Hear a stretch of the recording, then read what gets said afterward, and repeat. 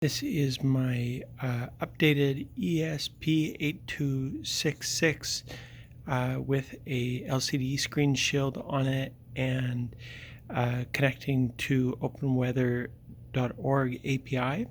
So if you are only seeing this one, there's a version 1 that's just a little more simple. But so my updates are I put a plate on it on the front, and I added code to light up when it's extreme cold, and I've added a battery and little display here. So just one-handed, I'm gonna plug it in.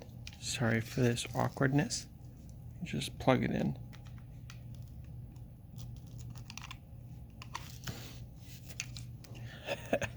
Okay, here we go. So I plug it in. Oh, there we go, plugged in. So it boots up, goes and finds the weather.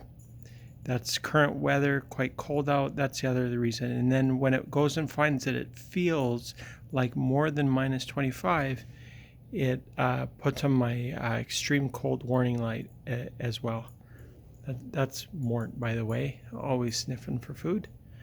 But that's it. So I've got a battery wired up. There you go.